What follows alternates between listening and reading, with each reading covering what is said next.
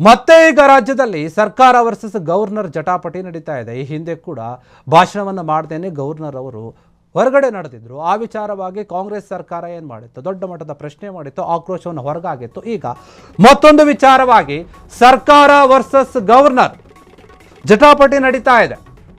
ದ್ವೇಷ ಭಾಷಣ ಮಸೂದೆಗೆ ಕೊಕೆಯನ್ನು ಹಾಕಿದ್ದಾರೆ ಗವರ್ನರ್ ಅವರು. 29 ಕಾರಣಗಳನ್ನು ಕೊಟ್ಟಿದ್ದಾರೆ ಗವರ್ನರ್ ತಾವರ್ ಚಂದ್ ಗೆಹ್ಲೋಟ್ ಅದನ್ನು ತಿರಸ್ಕಾರ ಮಾಡೋಕೆ. ಸಹಿ ಹಾಕದೇನೆ ಮಸೂದೆಯಿಂದ ರಾಷ್ಟ್ರಪತಿ ಅಂಗಳಕ್ಕೆ ತಳ್ಳಿಬಿಟ್ಟಿದ್ದಾರೆ. ದ್ವೇಷ ಭಾಷಣದ ವ್ಯಾಖ್ಯಾನವೇ ಮಸೂದೆಯಲ್ಲಿ ಅಸ್ಪಷ್ಟವಾಗಿದೆ.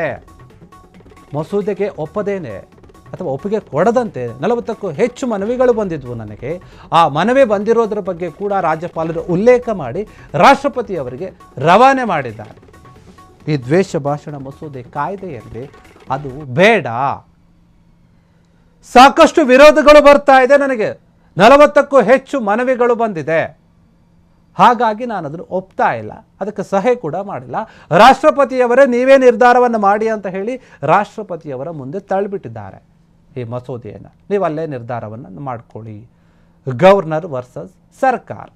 ಸಿದ್ದರಾಮಯ್ಯ ಸರ್ಕಾರ ರಾಜ್ಯಪಾಲರು ಏನು ಜಂಟಿ ಅಧಿವೇಶನವನ್ನು ಕರೆದಾಗ ಅದರಲ್ಲಿ ಪೂರ್ತಿ ಭಾಷಣವನ್ನು ಓದ್ದೇನೆ ಹೊರಗೆ ಬಂದಿದ್ದು ದೊಡ್ಡ ಮಟ್ಟದ ವಿವಾದ ಆಯಿತು. ಆಕ್ರೋಶವನ್ನು ವ್ಯಕ್ತಪಡಿಸಿದ್ರು ಕಾಂಗ್ರೆಸ್ ನಾಯಕರು. ಅದಕ್ಕೆ BJP ನಾಯಕರು ಗವರ್ನರ್ ಅವರನ್ನು ಸಮರ್ಥನೆ ಮಾಡಿಕೊಂಡ್ರು. ಯಾವ ರೀತಿಯಾಗಿ ಕಾಂಗ್ರೆಸ್ ನಾಯಕರು ಗವರ್ನರ್ ಅವರಿಗೆ ಮರ್ಯಾದೆಯನ್ನು ಕೊಡಲಿಲ್ಲ, ಗೌರವವನ್ನು ಕೊಡಲಿಲ್ಲ, ಆ ರೀತಿಯಾಗಿ ನಡೆದುಕೊಂಡ್ರು ಅಂತ.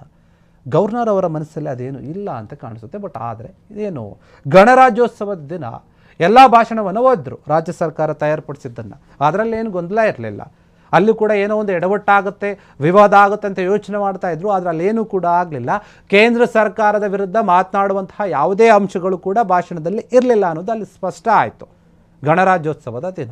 ಆದರೆ ಆ ಹಿಂದೆ ಕೇಂದ್ರ ಸರ್ಕಾರದ ವಿರುದ್ಧ ಕೆಲವೊಂದು ಅಂಶಗಳಿದ್ವು, ಅದಕ್ಕೆ ಓದಲಿಲ್ಲ ಅನ್ನುವಂಥ ಒಂದು ಕಾರಣ ಇದ್ದರೆ, ಇನ್ನೊಂದು ಅಧಿವೇಶನದ ಒಂದು ದಿನ ಬಾಕಿ ಏನಿತ್ತಲ್ಲ ಅವಾಗ ನನಗೆ ಕೊಟ್ಟರು ಆ ಭಾಷಣವನ್ನು, ಅದಕ್ಕೆ ನಾನು ಓದೋಕ್ಕಾಗಲಿಲ್ಲ ಅಂತ ಒಂದು ಸ್ಪಷ್ಟೀಕರಣವನ್ನು ಕೊಟ್ಟಿದ್ದರು ಗೆಹ್ಲೋಟ್ ಅವರು.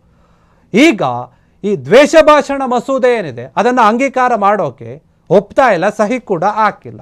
ಬೆಳಗಾವಿ ಅಧಿವೇಶನದಲ್ಲಿ ಇದ್ರ ಬಗ್ಗೆ ಪ್ರಸ್ತಾಪ ಆಗಿತ್ತು, ಮಸೂದೆ ಅಂಗೀಕಾರ ಕೂಡ ಆಗಿತ್ತು. ಆದರೆ ಈಗ ಹೋಗ್ತಾ ಇಲ್ಲ. ಹಾಗಾದರೆ ಏನೇನು ಕಾರಣ ಇದೆ ನೋಡೋದಾದರೆ ನೋಡಿ, ಈ ಬಿಲ್ಲನ್ನು ಪಾವತಿಗೆ ಗವರ್ನರ್ ಕೊಟ್ಟಂಥ ಏನು ಕಾರಣಗಳಿದೆ, ಪ್ರಮುಖ ಕಾರಣಗಳು ಅಂತ ನಾವು ನೋಡ್ತಾ ಹೋಗೋದಾದರೆ, ದ್ವೇಷ ಭಾಷಣ ವ್ಯಾಖ್ಯಾನೆಯಿಂದ ಅದು ಸರಿಯಿಲ್ಲ, ಅಸ್ಪಷ್ಟವಾಗಿದೆ, ಅರ್ಥಪೂರ್ಣ ಸಮಾಲೋಚನೆ ಮಾಡದೇನೆ ಅಂಗೀಕಾರ ಆಗಿದೆ, ಮಸೂದೆ ಸಂಬಂಧ ಕೆಲವು ಕಾನೂನು ತೊಡಕುಗಳಿವೆ, ಮಿತಿ ಮೀರಿದ ಮತ್ತು ಭಯಾನಕ ಪರಿಣಾಮಗಳನ್ನು ಬೀರುತ್ತೆ. ಇದು ವೈಯಕ್ತಿಕ ಸ್ವಾತಂತ್ರ್ಯ ಮೂಲಭೂತ ಹಕ್ಕನ್ನು ಕಸಿಯುವಂತಹ ಮುನ್ಸೂಚನೆ ಇದೆ. ಈ ಮಸೂದೆಯ ಉದ್ದೇಶಕ್ಕಿಂತ ಪರಿಹಾರಕ್ಕೆ ಆದ್ಯತೆ ನೀಡಲಾಗ್ತಾ ಇದೆ.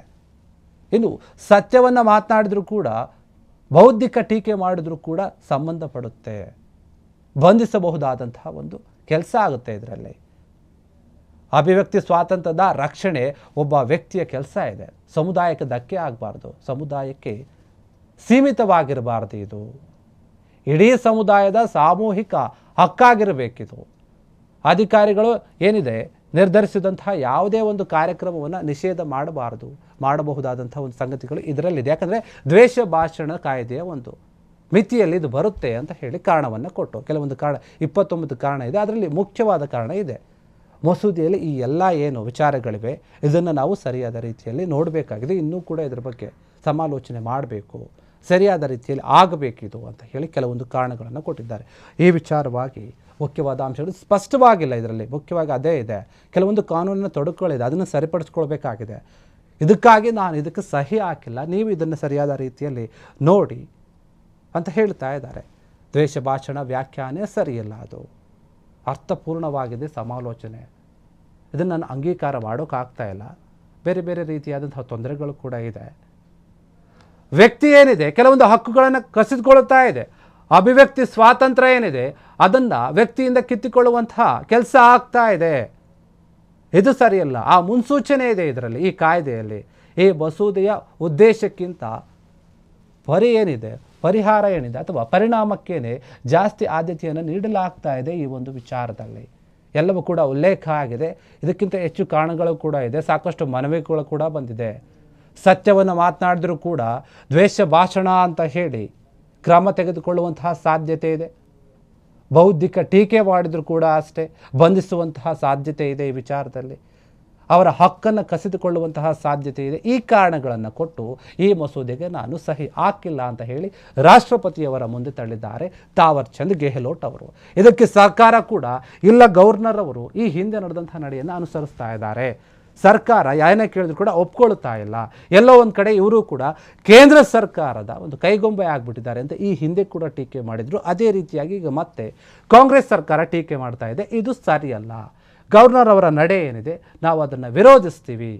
ಪ್ರತಿ ಬಾರಿಯೂ ಕೂಡ ನಮ್ಮ ಸರ್ಕಾರ ಯಾವ ನಿರ್ಧಾರವನ್ನು ತೆಗೆದುಕೊಳ್ಳುತ್ತೋ ಅದಕ್ಕೆ ವಿರುದ್ಧವಾಗಿ ನಡೆದುಕೊಳ್ತಾ ಇದ್ದಾರೆ. ಕೇಂದ್ರ ಸರ್ಕಾರ ಹೇಳಿದಂತೆಯೇ ಇವರು ನಡೆದುಕೊಳ್ತಾ ಇದ್ದಾರೆ ಎನ್ನುವಂತಹ ವಿಚಾರವಾಗಿ ಮಾತನಾಡ್ತಾ ಇದ್ದಾರೆ. ಈ ವಿಚಾರವಾಗಿ ಈಗ ಸರ್ಕಾರ ವರ್ಸಸ್ ಗವರ್ನರ್ ಜಟಾಪಟಿ ಮತ್ತೆ ಮುಂದುವರಿತಾ ಇದೆ. ಕ್ಷಣ ಕ್ಷಣದ ಸುದ್ದಿಗಳಿಗಾಗಿ ಫ್ರೀಡಂ ಟಿವಿ ಸಬ್ಸ್ಕ್ರೈಬ್ ಮಾಡಿ, ಲೈಕ್ ಮಾಡಿ ಹಾಗೂ ಫಾಲೋ ಮಾಡಿ. ಹೊಸ ಸುದ್ದಿಗಳ ನೋಟಿಫಿಕೇಶನ್ಗಾಗಿ ಬೆಲ್ ಐಕಾನ್ ಮೇಲೆ ಕ್ಲಿಕ್ ಮಾಡಿ.